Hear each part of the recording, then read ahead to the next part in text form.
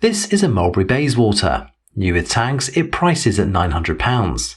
And this is a pair of Nike Air Force Ones at £62.50. One costs 14 times the other. Now watch what happens to both of them when the tags come off. The Bayswater drops to £650. The Air Force Ones drop to £45. In cash, those are wildly different losses. In percentage terms, they're almost the same number, 72.2 and 72.0. That is not a coincidence, and it is not a rounding fluke. It is the single most consistent pattern in the whole dataset. So this episode is about the condition ladder, what each step down actually costs, and why the answer barely depends on what you paid. Here is the ground we are standing on. 80,154 researched UK secondhand prices, covering 16,033 item configurations across 838 brands.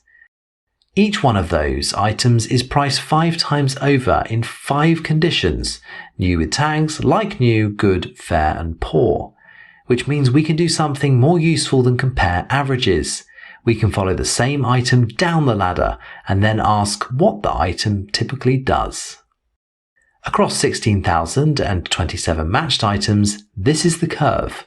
Start at 100%, like new, 71.4, good, 47.5, fair, 27, poor, 13.8. Look at the size of the steps rather than the heights, and something odd happens. The biggest single drop on the whole ladder is the very first one. 28.6 percentage points gone between new with tags and like new. Think about what this step involves. Not wear, not damage, not age necessarily. In many cases, it is one small event. Somebody cuts the label off. The item is physically unchanged, and the market marks it down by almost 30%. What the tag is really selling is certainty.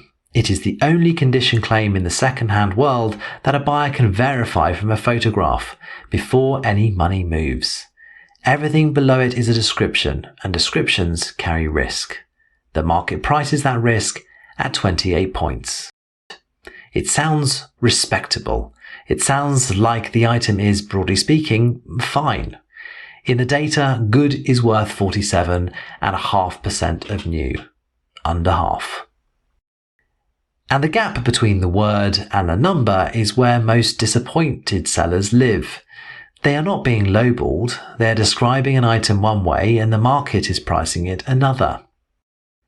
Now for the part I did not expect. I assumed expensive things would hold condition better, that a luxury bag would be more forgiving of a scuff than a high street coat, because the market wants it more. But that assumption is wrong. Split the dataset by brand tier. Luxury items have a median new with tags price of £312. High street, £14. That is a 22-fold price difference. And here is what each tier retains at like new.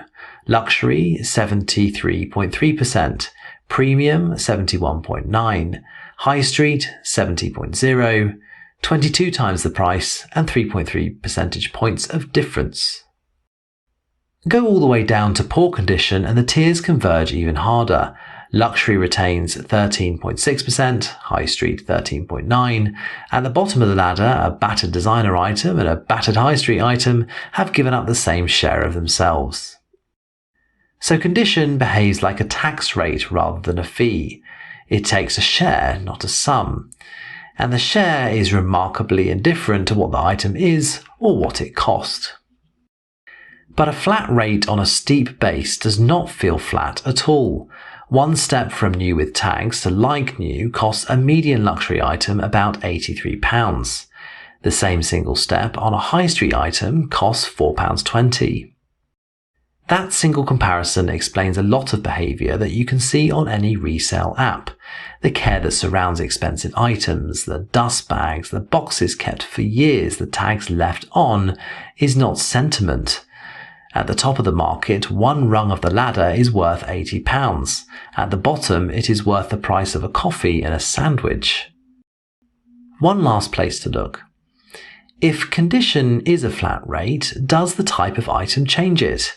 Some categories should surely be tougher than others. They do, a little. Trainers hold the best of any well-covered category, keeping 53.1% at good. Handbags are next at 52.1%. At the other end, activewear and occasion wear keeps 45%. But look at the size of that spread. 8 points from the best category to the worst, against a first step down the ladder that costs 28. What the item is matters roughly a third as much as what state it is in. A quick note on honesty, because the numbers can be read two ways. Those retention figures follow individual items and take the typical result.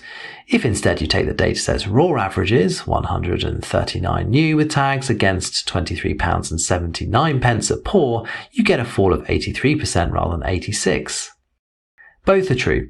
They answer different questions. The average describes the dataset. The matched figures describe an item. Everything else in this video is the second kind, because that is the one that describes the thing you might actually own.